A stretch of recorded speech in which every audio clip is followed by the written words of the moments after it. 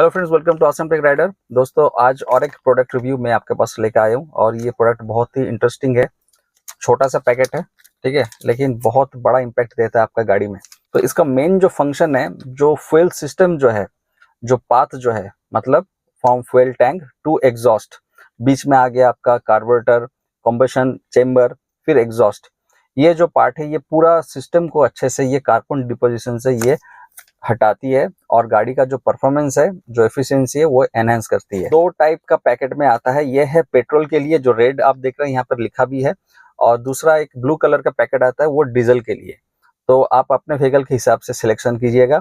अब होता है क्या, गाड़ी जब आप चलाते हैं, नया परचेज करने के बाद आप गाड़ी चला रहे हैं तो धीरे धीरे कार्बन डिपोजिशन होते रहता है। कहाँ कहाँ होता है? बेसिकली जो कंबशन चेम्बर है, जो टैपिड valves हो गया, स्पार्क प्लग्स हो गया, वहाँ पे धीरे धीरे कार्बन डिपोजिशन होते रहता है। तो ये डिपोजिशन के लिए गाड़ी का जो परफॉर्मेंस होता है वो डाउन हो जाता है। कभी कभार ऐसा भी होता है कि गाड़ी में एक आपको नॉकिंग आप फील करते हैं कि ठीक से गाड़ी चालू नहीं हो रही है। कोई स्पीड ब्रेकर में जब जाते हैं तो गाड़ी अचानक से बंद हो जाती है। आइडियल रनिंग उसका ठीक ठाक नहीं रहता, आरपीएम अप डाउन होते रहता है। तो ये सब जो रीजन है, ये कार्बन डिपोजिशन के लिए होता है।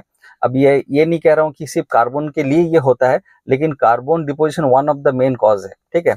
अगर कोई और फैक्टर है, जैसे कोई मैकेनिकल प्रॉब्लम आ गया गाड़ी में, तो दूसरा चीज हो गया। लेकिन कार्बन डिपोजिशन के लिए अगर कुछ प्रॉब्लम अगर होता है, तो ये नॉकिंग वाला इफेक्ट, माइलेज ड्रॉप वाला, फिर आपको एक्सेलरेशन नहीं मिलेगा, इंस्टेंट माइलेज ड्रॉप हो जाएगा, ये सब इफेक्ट आपको दिखने को मिलेगा। अब ऑब्वियसली आप गाड़ी का कंबशन जो चेम्बर है, वहां पे आप तो घुस नहीं सकते ऑब्वियसली। और अगर आप इंजन खोल के काम करवाना चाहते हैं तो बहुत पैसा भी लगता है। और एक बार कंपनी फिटेड इंजन अगर खुल गई तो वो फिर से जो स्टॉक, जो फिटमेंट जो आता है, जो एक आउटपुट जो आता है, वो मिलता नहीं है। आपके हाथ में टोटली ये पैकेट आ जाता है कि आप जस्ट फ्यूल टैंक में इसको मिक्स करना है इसका, ठीक है। और आपको गाड़ी को चलाना है नॉर्मली, ठीक है, फुल आपको चलाना है। और धीरे धीरे आप देखिएगा कि गाड़ी का जो प्रॉब्लम आप फेस कर रहे हैं, नॉकिंग का प्रॉब्लम हो गया, वाइब्रेशन का हो गया। अच्छा, और एक चीज है कि जब कार्बन डिपोजिशन ऐसा जब होता है, जब ठीक से कंबशन नहीं होता है, तो गाड़ी का इंजन में एक वाइब्रेशन जनरेट होता है। ये जो वाइब्रेशन है, गाड़ी का दूसरा जो कंपोनेंट्स है उसमें भी इफेक्ट देता है। तो ये लॉन्ग टर्म में अगर देखा जाए तो गाड़ी का जो फुल एफिशिएंसी, जो जो आउटपुट आपको मिलना चाहिए, ड्रॉप हो जाता है। तो उससे भी आपको ये छुटकारा देती है। अभी रिसेंटली मैं अपने कार में इसको मैं टेस्ट कर रहा हूँ, और ऑब्वियसली मैं मुझे जो डिफरेंस समझ में आ रहा है, क्योंकि मैं चला रहा हूँ तो मुझे पता होगा कि हाँ क्या डिफरेंस आ रहा है। एक रिफाइनमेंट का मुझे एक ऑब्जर्वेशन मुझे मिल रहा है। मैं और इसको यूज करने वाला हूँ। मैं अपने बाइक में भी डाला हूँ, उसमें भी यूज कर रहा हूँ, और रिफाइनमेंट समझ में आ रहा है धीरे धीरे।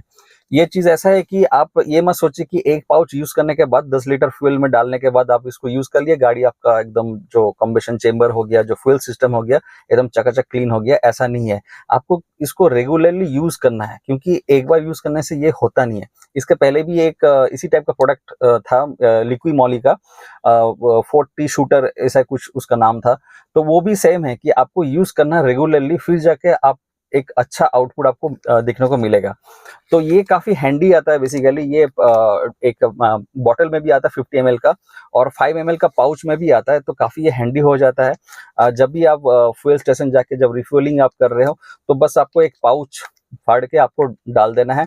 और अगर आप देख सकते हैं कि कितना फ्यूल आप डाल रहे हैं। अगर मान लीजिए 10 लीटर आप फ्यूल डलवा रहे हैं, तो एक पैकेट काफी है।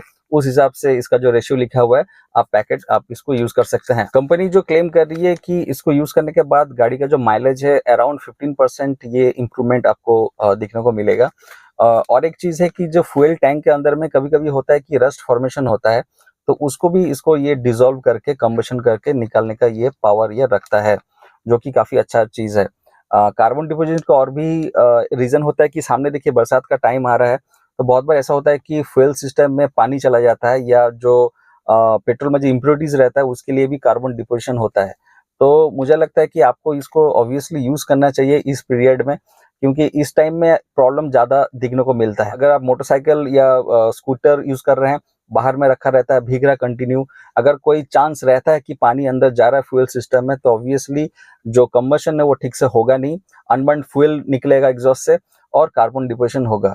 तो उस केस में आप इसको यूज कर सकते हैं अच्छे से फ्यूल सिस्टम को क्लीन करने के लिए। अगर मान लीजिए इसको आप यूज कर रहे हैं अपने गाड़ी में, तो कोशिश कीजिए जो फुल फ्यूल जो है आपका टैंक में, जो फ्यूल टैंक में जो पूरा जो फ्यूल है उसका अच्छे से आप कंजम्पशन कर लिए, उसके बाद आप रिफ्यूलिंग कीजिए। नहीं तो अगर इसको यूज करने के बाद आप रिफ्यूलिंग करते हैं उसके ऊपर, तो इसका रेशियो चेंज हो जाएगा और आपको अच्छा एक इफेक्टिव आउटपुट आपको नहीं दिखने को मिलेगा।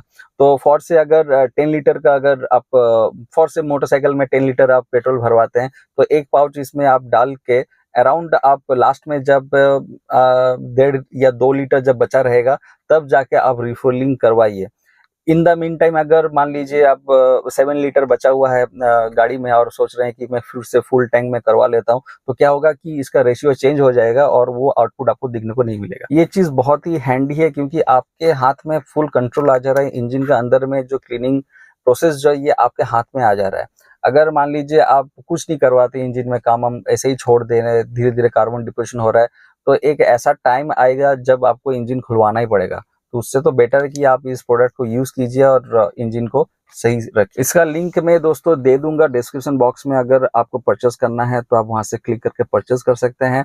एक फुल पैकेज आता है 20 पैकेट्स का, जो मैंने लेकर रखा है। ठीक है, कुछ मैंने ऑलरेडी यूज कर लिया है, टेस्टिंग में अभी भी चल रहा है, जिसका आउटपुट मैं आपको बता दिया कि अच्छा खासा मुझे आउटपुट देखने को मिल रहा है। और एक बॉटल भी आता है, अगर जो आपको हैंडी लगे आप उसको परचेस करके यूज कर सकते हैं। और याद रखिए डीजल के लिए अलग है, तो मैं लिंक दे दूंगा दोनों चीज के लिए, डीजल के लिए, पेट्रोल के लिए, तो आप अपने हिसाब से आप परचेस कर सकते हैं। तो friends, made in India product है, सपोर्ट तो ऑब्वियसली करना ही चाहिए और आपको एटलीस्ट यूज करके एक बार देखना चाहिए कि इसका आउटपुट आपको क्या मिल रहा है। खुद से यूज कीजिए दोस्तों, आपको समझ में आएगा।